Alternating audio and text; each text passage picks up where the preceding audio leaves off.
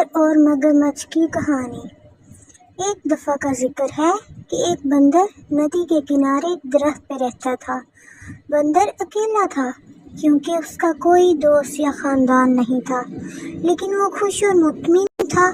درخت نے اسے کھانے کے لیے کافی میٹھا جامن کا پھل دیا۔ اس نے اسے دھوپ سے سایہ اور بارش سے پناہ بھی دی۔ ایک دن ایک مگرمچھ دریا میں تیر رہا تھا۔ وہ بندر کے درخت کے نیچے آرام کرنے کے لیے کنارے پر چڑھ گیا۔ ہیلو، بندر نے پکارا، جو ایک دوستانہ برتاؤ کرنے والا جانور تھا۔ ہیلو، مگرمچھ نے حیران ہوتے ہوئے جواب دیا۔ کیا تم جانتے ہو کہ مجھے کھانا کہاں سے مل سکتا ہے؟ اس نے پوچھا۔ میں نے سارا دن کچھ نہیں کھایا اور میں بھوکا ہوں۔ اب آپ سوچ رہے ہوں گے کہ مگرمچھ بندر کو کھا جانا چاہے گا، لیکن یہ بڑا ہی شفیق اور شریف مگرمچھ تھا اور یہ خیال کبھی اس کے دماغ میں نہیں آیا۔ میرے درخت میں بہت پھل ہیں، کیا آپ کچھ کھانا چاہیں گے؟ بندر نے کہا، جو خود بھی بہت مہربان تھا۔ اس نے جامن کا کچھ پھل مگرمچھ کی طرف نیچے پھینک دیا۔ مگرمچھ اتنا بھوکا تھا کہ اس نے تمام جامن کھا لیے۔ حالانکہ مگرمچھ عام طور پر پھل نہیں کھاتے تھے، اسے میٹھا میٹھا پھل بہت پسند تھا اور گلابی گردے نے اس کی زبان کو جامنی بنا دیا۔ جب مگرمچھ اپنی مرضی کے مطابق کھا چکا تھا تو بندر نے کہا، جب بھی آپ مزید پھل کھانا چاہیں گے واپس آ جائیں۔ جلد ہی مگرمچھ ہر روز بندر کے پاس آتا تھا۔ دونوں جانور اچھے دوست بن گئے۔ وہ باتیں کرتے، ایک دوسرے کو کہانیاں سناتے اور بہت سے میٹھے جامن ایک ساتھ کھاتے۔ ایک دن مگرمچھ نے بندر کو اپنی بیوی اور خاندان کے بارے میں بتایا۔ بندر نے کہا، آج واپس جاتے وقت اپنی بیوی کے لیے بھی کچھ پھل لے جانا۔ مگرمچھ کی بیوی کو جامن بہت پسند آئے۔ اس نے پہلے کبھی اتنی میٹھی چیز نہیں کھائی تھی، لیکن وہ اپنے شوہر کی طرح مہربان اور نرم مزاج نہیں تھی۔ اس نے اپنے شوہر سے کہا، تصور کیجئے کہ بندر جب یہ جامن روزانہ کھاتا ہے تو اس کا ذائقہ کتنا میٹھا ہوگا۔ مہربان مگرمچھ نے اپنی بیوی کو سمجھانے کی کوشش کی کہ وہ بندر کو نہیں کھا سکتا، وہ میرا سب سے اچھا دوست ہے، اس نے کہا۔ مگرمچھ کی لالچی بیوی نہ سنتی۔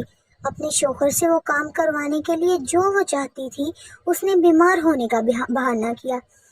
میں مر رہی ہوں اور صرف ایک پیارے بندر کا دل ہی مجھے ٹھیک کر سکتا ہے، اس نے اپنے شوہر کو پکارا۔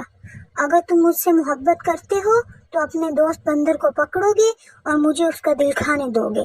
بیچارے مگرمچھ کو کچھ سمجھ نہیں آ رہی تھی کہ وہ کیا کرے۔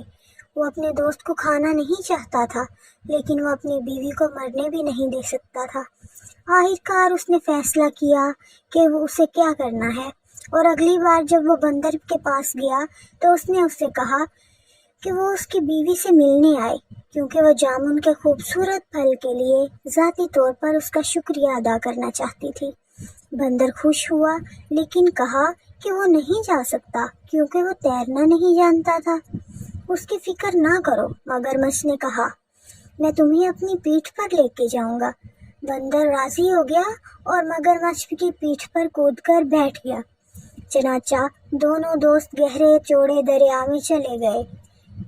جب وہ کنارے اور جامن کے درخت سے بہت دور پہنچے تو مگرمچھ نے کہا، مجھے بہت افسوس ہے، لیکن میری بیوی بہت بیمار ہے اور کہتی ہے کہ بندر کا دل ہی اس کا علاج ہے۔ مجھے ڈر ہے کہ مجھے تمہیں مارنا پڑے گا، حالانکہ میں ہماری باتوں کو یاد کروں گا۔ بندر نے جلدی سے سوچا اور کہا، پیارے دوست، مجھے تمہاری بیوی کی بیماری کا سن کر بہت افسوس ہوا ہے۔ مجھے خوشی ہے کہ میں اس کی مدد کر سکوں گا، لیکن میں نے اپنا دل جامن کے درخت میں چھوڑ دیا ہے۔ کیا آپ کو لگتا ہے کہ ہم واپس جا سکتے ہیں تاکہ میں اسے لا سکوں؟ مگرمچھ نے بندر کی بات مان لی۔ وہ مڑا اور تیزی سے تیر کر جامن کے درخت کی طرف گیا۔ بندر اس کی پیٹھ سے چھلانگ لگا کر اپنے درخت کی حفاظت میں چڑھ گیا۔ میں نے سوچا کہ آپ میرے دوست ہیں، اس نے پکارا۔ کیا تم نہیں جانتے کہ ہم اپنے دل کو اپنے اندر رکھتے ہیں؟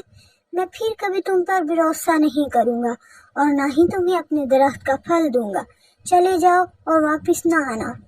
مگرمچھ نے اپنے آپ کو بہت بے وقوف محسوس کیا۔ اس نے ایک اچھے دوست اور اچھے میٹھے پھل کی فراہمی کھو دی تھی۔ بندر نے خود کو بچا لیا تھا کیونکہ اس نے جلدی سوچ لیا تھا۔ اس دن سے اس نے پھر کبھی مگرمچھوں پر بھروسہ نہیں کیا۔